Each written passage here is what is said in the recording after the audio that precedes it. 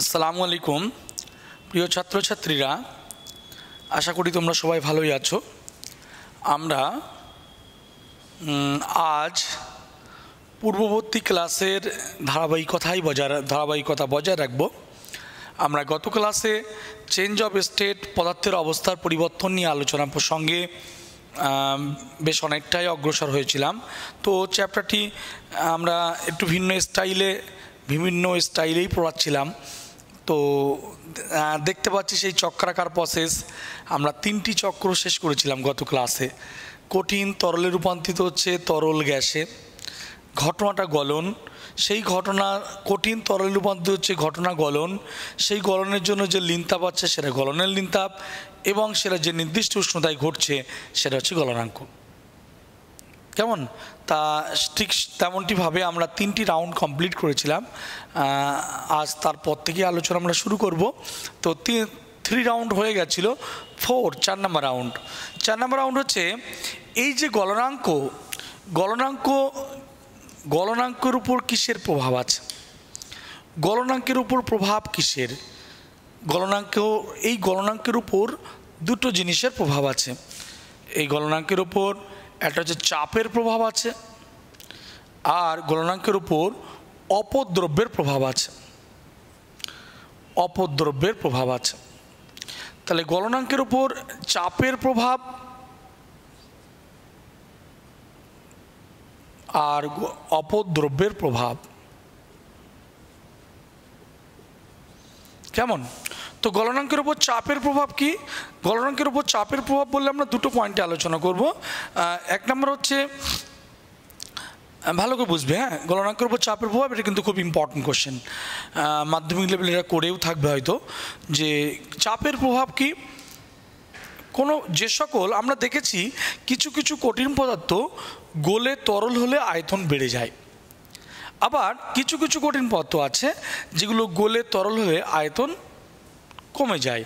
আবার বলছি, কিছু কিছু কঠিন পদার্থ গলে তরল হলে আয়তন বেড়ে যায়, আবার কিছু কিছু কঠিন পদার্থ গলে তরল হলে আয়তন কিছু কঠিন পদার্থ গলে যখন তরল হলে আয়তন বাড়ে, আবার কিছু কঠিন পদার্থ গলে তরল হলে আয়তন কমে। তো যে সকল কঠিন পদার্থ, যেমন বরফ কি হয় বলতো? জল জমে বরফ হলে আয়তন কিছু বাড়ে, আর বরফ গলে জল হলে আয়তন কিছু কমে। তাহলে বরফ একটা কঠিন পদার্থ, বরফ গলে যখন জল হয় আয়তন কিছুটা কমে যায়, তো গলনাঙ্কের উপর চাপের প্রভাব বলার সময় আমরা দুটো পয়েন্ট বলবো, খুব সংক্ষিপ্তভাবেই জাস্ট মূল কথাটা বলবো, যে সকল কঠিন পদার্থের ক্ষেত্রে যে সকল কঠিন পদার্থ গলে তরলে পরিণত হলে আয়তন হ্রাস পায়, যে সকল কঠিন পদার্থ গলে তরলে পরিণত হলে আয়তন হ্রাস পায়, তাদের উপর চাপ বাড়লে গলনাঙ্ক কমে। কি বলেছি? যে সকল কঠিন পদার্থ তরলে পরিণত হলে, যে সকল কঠিন পদার্থ গলে তরলে পরিণত হলে আয়তন কমে, তাদের উপর চাপ বাড়লে গলনাঙ্ক কমে। কি বলেছি? যে সকল কঠিন পদার্থের ক্ষেত্রে তরলে পরিণত করলে আয়তন কমে, যে সকল কঠিন পদার্থকে তরলে পরিণত করলে আয়তন কমে, তাদের উপর চাপ বাড়ালে গলনাঙ্ক কমে। যেমন বরফ গলে যখন জল হয় আয়তন কমে, ওই জন্য বরফে চাপ দিলে গলনাঙ্ক কমে যায়। ঠিক আছে? এবং যার জন্য পুনঃশীলী ভবন এই প্রসঙ্গে একটু বলে নিই। পুনঃশীলী ভবনটা কি? দুখণ্ড বরফ, ছোট ছোট বরফের টুকরো যদি হাতের মুঠোয় নিয়ে এরকম চাপা যায়, চেপে ছেড়ে দিয়ে দেখবি জুড়ে গেছে। দুটো টুকরো বরফ এরকম মুঠোর মধ্যে নিয়ে চেপে কিছুক্ষণ রেখে ছেড়ে দিয়ে দেখ, বরফ টুকরো জোড়া লেগে গেছে। কেন জোড়া লেগে যায়?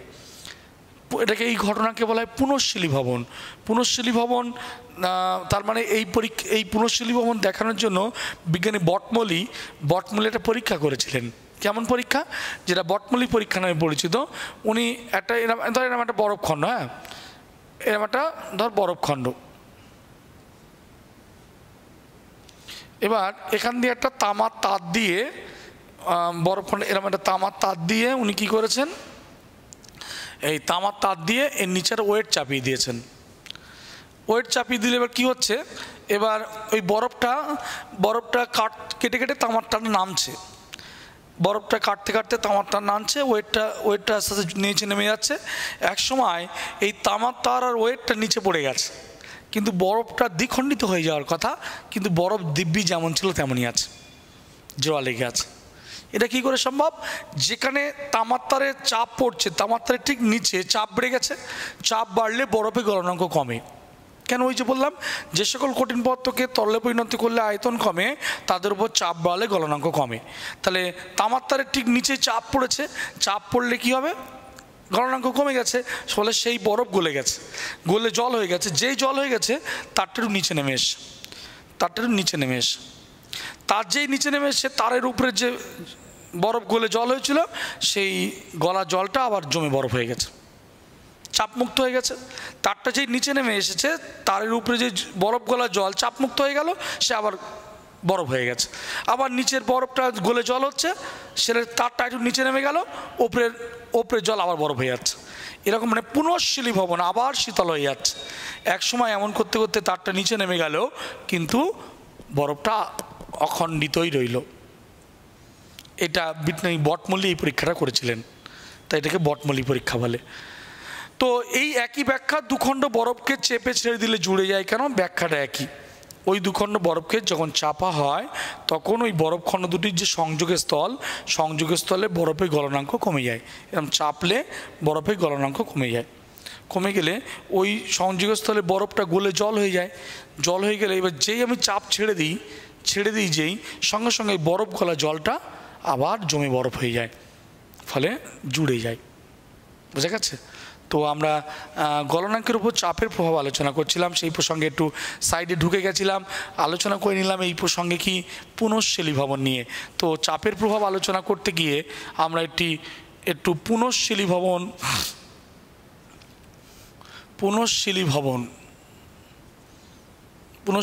নিয়ে আলোচনা করলাম। এবং এই প্রসঙ্গে বটমূল্যের পরীক্ষা, এটা হলো বটমূল্যের পরীক্ষা।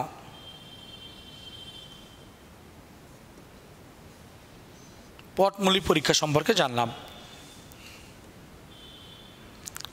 কেমন? তাহলে আমরা চাপের প্রভাব নিয়ে আলোচনা করতে গিয়ে একটু পুনঃশীলী ভবন বটমূল্য পরীক্ষা আলোচনা করে নিলাম। চাপের প্রভাব 1 নম্বর পয়েন্ট কি বললাম? যে সকল কঠিন পদার্থকে তরলে রূপান্তরিত করলে আয়তন কমে, তাদের উপর চাপ বাড়লে গলনাঙ্ক কমে। আর যে সকল কঠিন পদার্থকে তরলে রূপান্তরিত করলে আয়তন বাড়ে, তাদের উপর চাপ বাড়ালে গলনাঙ্ক বাড়ে। কি বলেছি? যে সকল কঠিন পদার্থের ক্ষেত্রে কঠিনকে তরলে রূপান্তরিত করলে আয়তন বাড়ে, যে সকল কঠিন পদার্থকে তরলে রূপান্তরিত করলে আয়তন বাড়ে, তাদের ক্ষেত্রে চাপ বাড়লে গলনাঙ্ক বাড়ে। এই দুটো পয়েন্ট, গলনাঙ্কের উপর চাপের প্রভাব। গলনাঙ্কের উপর অপদ্রব্যের কী প্রভাব আছে? দেখ, অপদ্রব্যের প্রভাব বলতে একটা খুব সিম্পল কথা বল আমাকে। আইসক্রিম তো সবাই নিশ্চয়ই কম বেশি খেয়েছিস, তো যেটা দামি আইসক্রিম, মনে কর একজন তো দুই বন্ধু, একজন 10 টাকা দামের আইসক্রিম খাচ্ছিস, আরেকজন মনে কর ওই 2 টাকা দামের আইসক্রিম খাচ্ছিস। তো বলতো কার আইসক্রিমটা তাড়াতাড়ি খসে পড়বে তাড়াতাড়ি, আর কার আইসক্রিমটা অনেকক্ষণ ধরে খাওয়া যাবে? বলতো 2 টাকা দামের যে আইসক্রিমটা, সেটা কিন্তু অনেকক্ষণ ধরে খাওয়া যাবে, সহজে খসে পড়বে না। কিন্তু 10 টাকার আইসক্রিম সে একটু ব্যাপারে দেখা যাচ্ছে খসে পড়ছে। কেন? 10 টাকার আইসক্রিমও তাড়াতাড়ি গলে যাচ্ছে কেন? কেননা এই অপদ্রব্যের প্রভাব। যদি অপদ্রব্য কিছু মিশ্রিত, অপদ্রব্য মানে মনে করিস না যে নোংরা কিছু না, অন্য কিছু মিশিয়ে আছে। তাহলে কঠিন পদার্থ যদি বিশুদ্ধ কঠিন পদার্থে না হয়, তাতে যদি কিছু অপদ্রব্য মেশানো হয়, তাহলে কিন্তু গলনাঙ্ক কমে যায়। অর্থাৎ 10 টাকার আইসক্রিমে ওতে একটু দুধ মেশানো আছে, ওতে হয়তো বিস্কুটের গুঁড়ো দেওয়া আছে, অপদ্রব্য মেশানো আছে না, ওই জন্য গলনাঙ্ক কম, তাহলে ওটা তাড়াতাড়ি গলে যাবে। তাহলে অপদ্রব্যের প্রভাব কি? অপদ্রব্য যদি মিশ্রিত করা যায়, তাহলে গলনাঙ্ক হ্রাস পায়। তাহলে আমরা গলনাঙ্কের উপর চাপের প্রভাব সেটা বিস্তারিত আলোচনা করলাম, অপদ্রব্যের প্রভাব নিয়ে আলোচনা করলাম, কেমন? তো এবার এই যে স্ফুরণাঙ্কের উপরে, এই যে স্ফুরণাঙ্ক, সেই স্ফুরণাঙ্কের উপর কিসের প্রভাব আছে দেখে নিই একটু। এই যে স্ফুটনাঙ্ক এর উপরে দেখি কিসের প্রভাব আছে। স্ফুটন থেকে স্ফুটনাঙ্ক পেয়েছি, আমরা এখান থেকে নিলে সুবিধা হবে।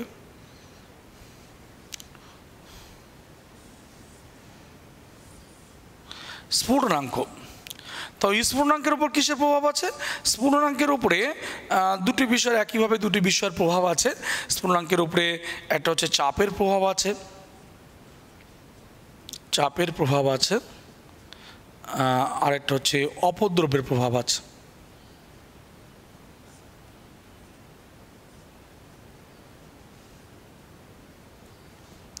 চাপের প্রভাব, স্ফুটনাঙ্কের চাপ বাড়ালে স্ফুটনাঙ্ক বাড়ে, যার একটি জ্বলন্ত ব্যবহারিক দৃষ্টান্ত হচ্ছে প্রেসার কুকার। চাপ বাড়ালে স্ফুটনাঙ্ক বাড়ে, চাপ কমালে স্ফুটনাঙ্ক কমে। তো চাপ বাড়ালে স্ফুটনাঙ্ক বাড়ে, কি বললাম? চাপ বাড়ালে স্ফুটনাঙ্ক বাড়ে, তার একটি বড় ব্যবহারিক প্রয়োগ কি বললাম? প্রেসার কুকার এটা বড় ব্যবহারিক প্রয়োগ, যেটা হচ্ছে কি বললাম?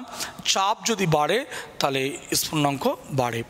প্রেসার কুকারের মধ্যে কম বেশি প্রায় 120তে জল ফোটে, তো চাপ অনেক বেশি চাপে স্ফুটনাঙ্ক বাড়ে, ফলে তাড়াতাড়ি খাদ্যদ্রব্য সিদ্ধ হয়।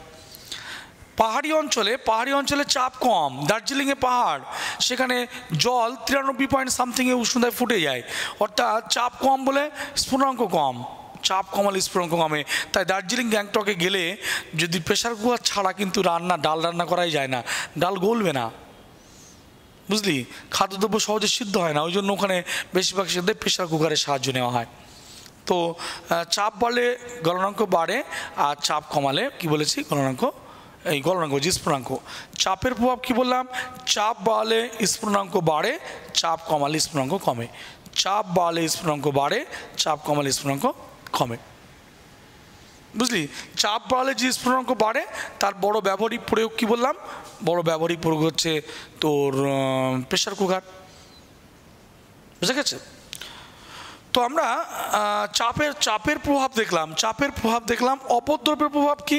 অপদ্রব্য, যদি কোনো তরলে অপদ্রব্য মিশ্রিত থাকে তাহলে স্ফুটনাঙ্ক বেড়ে যায়। তোকে আরও খুব কমন একটা প্রশ্ন এমসিকিউ, যে বিশুদ্ধ তরল এবং বিশুদ্ধ জল আর লবণাক্ত জল কার স্ফুটনাঙ্ক বেশি? বিশুদ্ধ জল এবং লবণাক্ত জল কার স্ফুটনাঙ্ক বেশি? বিশুদ্ধ জল এবং লবণাক্ত জলের মধ্যে লবণাক্ত জলের স্ফুটনাঙ্ক বেশি। কি বলেছি? বিশুদ্ধ জল এবং লবণাক্ত জল, এর মধ্যে লবণাক্ত জলের স্ফুটনাঙ্ক অনেক বেশি। কেমন?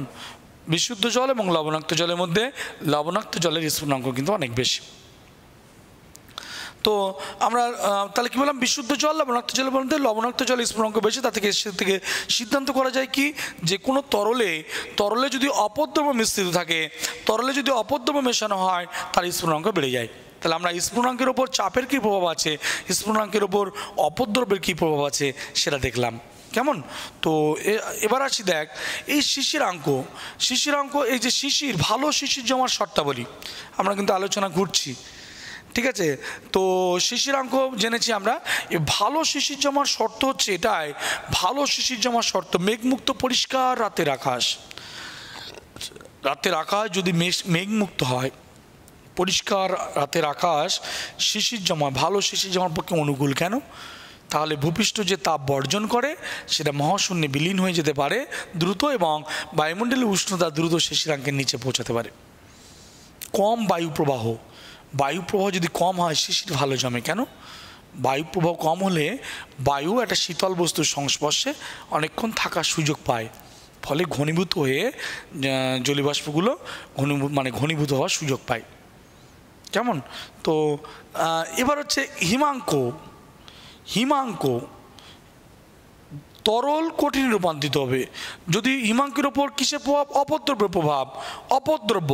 অর্থাৎ হিমাঙ্ক তরলের যদি তরলে কিছু মিশ্রিত থাকে, যেমন বিশুদ্ধ তরল অপেক্ষা যদি বিশুদ্ধ জল অপেক্ষা লবণাক্ত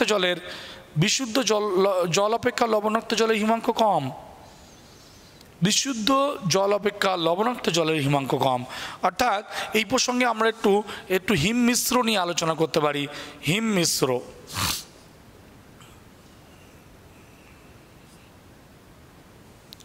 হিমমিশ্র নিয়ে আলোচনা করতে পারি। তোরা জানিস হিমমিশ্র মাছ মাংস সংরক্ষণে হিমমিশ্র ইউজ করা হয়।